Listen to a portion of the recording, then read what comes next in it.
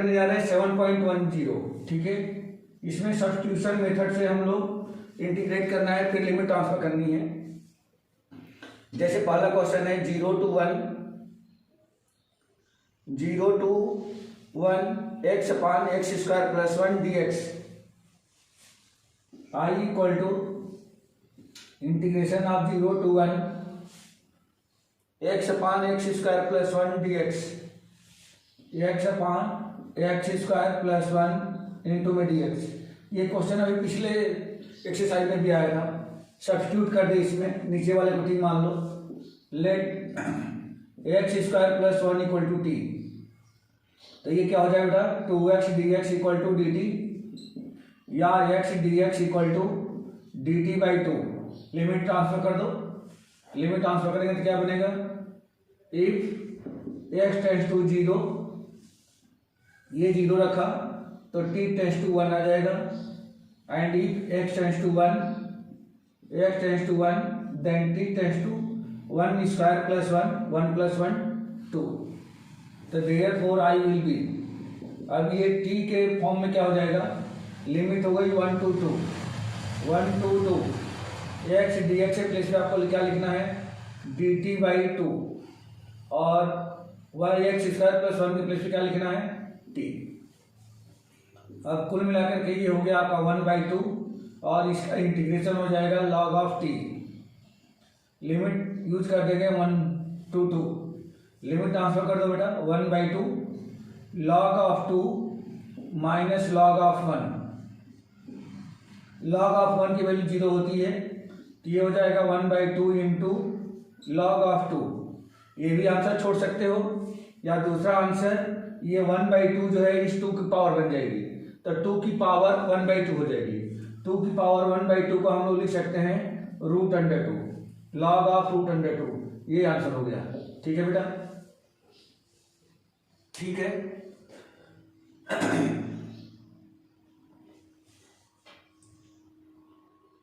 Rough कर दूं? Semi type का क्वेश्चन तो हुआ, आपने हल्का किया। हाँ, अभी तो बोल रहा हूँ ना कि अभी यही क्वेश्चन से पीछे एक्सरसाइज में हुआ था। और ऐसे ही करके बताया भी था वहां भी, ठीक है।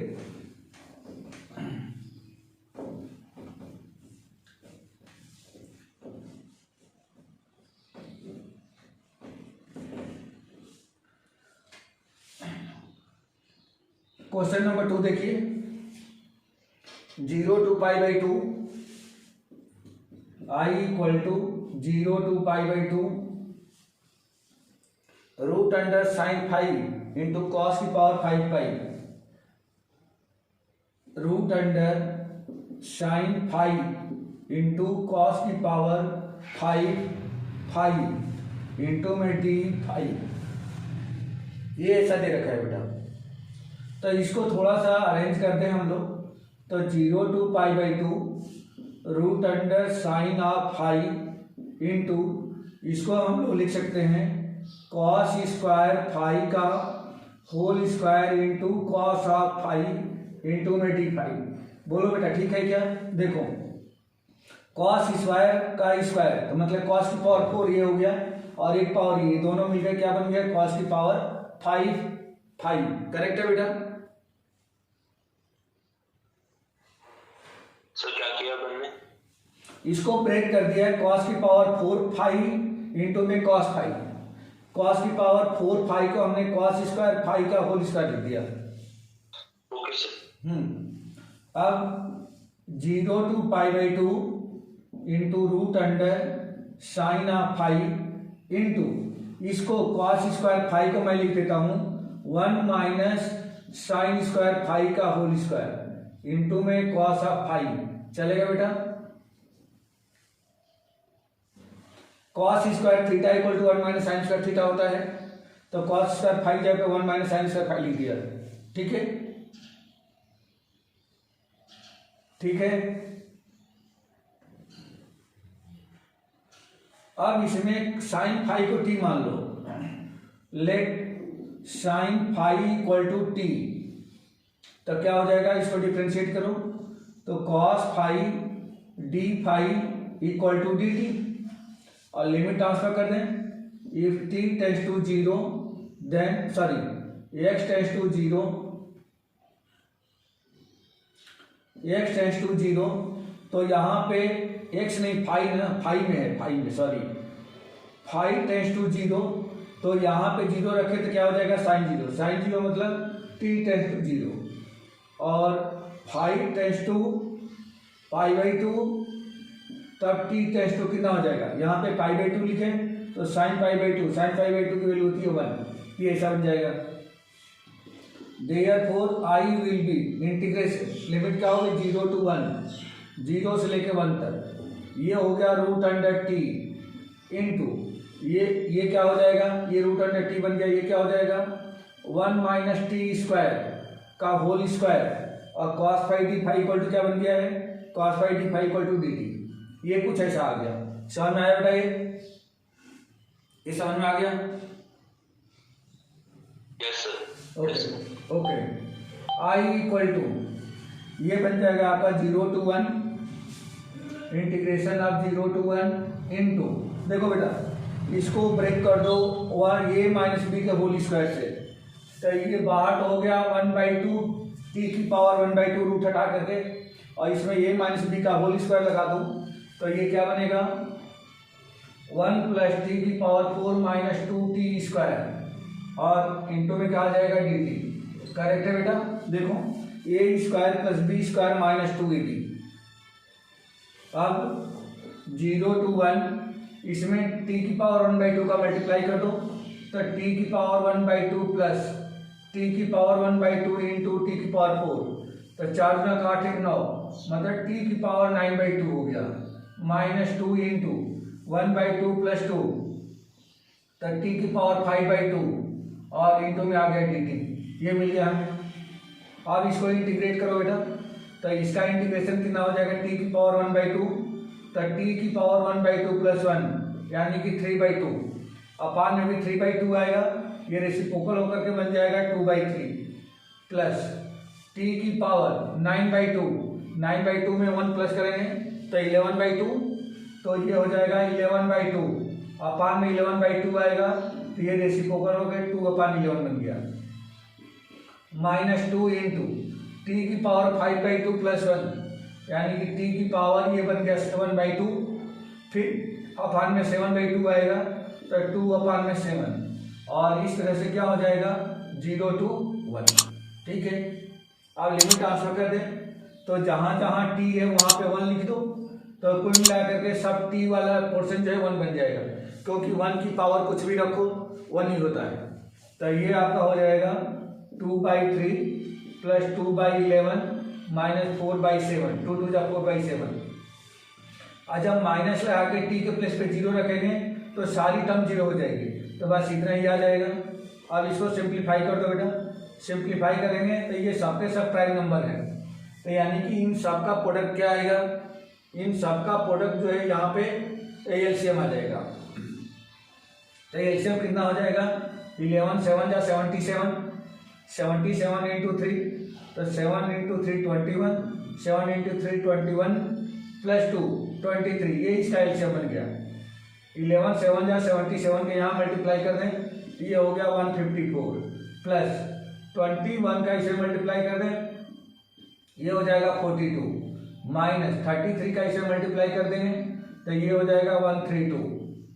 इसमें से माइनस कर लो बेटा, इन दोनों को पहले प्लस कर दो, तो 4 2 6 5 4 9 और ये 1, माइनस में 132 अपान में 231, इसको भी सिंप्लीफाई कर दो, 9 में 6 में से 2 गया 4, 9 में से 3 गया 6, 1 में से 1 0, अपान में 231, यही आंसर है बेटा इसका, यही इसका आंसर है। ठीक है,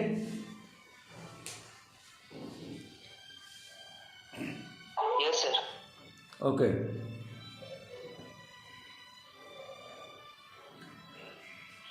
रफ कर दूं, रफ कर दो इसको।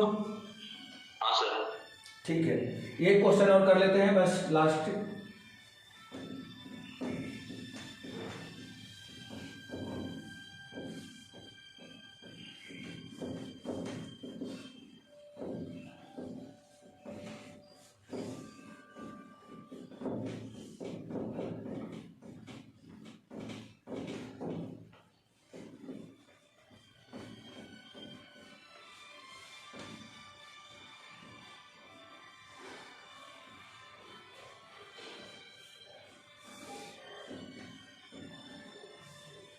क्वेश्चन नंबर 3 में दिया गया है 0 to 1 sine inverse integration 0 to 1 sine inverse of 2x upon 1 plus x square into में dx। देखो बेटा ये क्वेश्चन ऑलरेडी पहले भी आ चुका है, अभी शायद कल या परसों ही आया था। इसमें x जगह पे tan थीटा पुट कर दो, put x equal to tan theta. तो देखो बेटा ये क्या बन गया, I equal to integration 0 to 1, ये हो जाएगा आपका sine inverse of 2 tan theta upon 2 tan theta upon 1 plus tan square theta into में dx। 0 to 1 साइन इनवर्स, ये जो 2 tan theta upon 1 plus tan square theta है ये बन जाता है साइन 2 थीटा, ये साइन 2 थीटा का आइडेंटिटी है इंटू में dx। साइन इनवर्स से साइन फंक्शन हट जाएगा और ये आपका बन गया 0 to 1 2 थीटा इंटू में dx।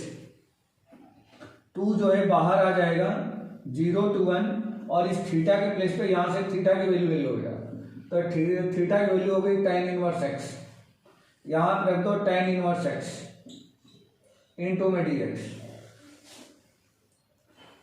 I equal to 2 into tan inverse x का इंटीग्रेशन क्या होता है, tan इनवर्स x का इंटीग्रेशन नहीं होता है, तो हम क्या करेंगे इसमें मल्टीप्लाई कर देंगे 1 का और इसको बाई पार्ट इंटीग्रेट कर देंगे। First function tan inverse x, second function 1, तो first function tan inverse x, second का इंटीग्रेशन माइनस फर्स्ट का डिफ्रेंशिएशन में D by D x of tan inverse x into second का इंटीग्रेशन 1 dx का whole integration और limit लगा देंगे 0 to 1। अब ये बन जाएगा 2 इंटू एक्स का 1 का integration x into tan inverse x minus integration of इसका क्या हो गया, ये हो गया 1 अपान 1 प्लस एक्स स्क्वायर और 1 का इंटीग्रेशन x इंटू में dx लिमिट 0 to 1। देखो बेटा फिर 1 प्लस एक्स स्क्वायर को अगर t मानते हैं तो 1 प्लस एक्स स्क्वायर को t मानने पर क्या मिलेगा हमें, x dx equal to D T upon 2। अभी पहला ही क्वेश्चन हमने कराया, उसके पहले भी ये क्वेश्चन कर लिया। तो ये कुल मिला के क्या इसका इंटीग्रेशन हो जाएगा x into tan inverse x minus D T upon 2 वाला 1/2 यहाँ पे हो जाएगा और ये 1/t dt आएगा, तो ये log t में, तो log t का मतलब क्या हो गया, log of 1 plus x square और इंटीग्रेशन का वो लिमिट लगा दो 0 to 1, लिमिट ट्रांसफर कर दो बेटा, तो 2 इंटू पहले जहां जहां 1 से 1 लिखो, तो 1 into tan inverse 1 minus 1/2 into log of 1 plus 1 का स्क्वायर और 0 रखेंगे तो देखो बेटा यहाँ 0 रखा तो ये 0 हो गया पूरी टर्म, यहाँ पे 0 रखेंगे तो log 1 आ जाएगा, log 1 की वैल्यू 0, तो छोड़ दो, कुछ लिखने की जरूरत नहीं है। ये आपका हो गया 2 इंटू tan इनवर्स 1, ये π/4 होता है, माइनस 1/2 इंटू ये क्या बन गया, log ऑफ 2 बन गया। इस 2 का अंदर मल्टीप्लाई कर दें तो 2 का अंदर मल्टीप्लाई होगा तो ये हो गया π/2, देखो 2 से 4 कट जाएगा और 2 का इंटू 1/2 होगा तो 1/2 गायब हो गया, माइनस का log ऑफ 2, यही इसका आंसर है। ठीक है बेटा, ये इसका आंसर हो जाएगा।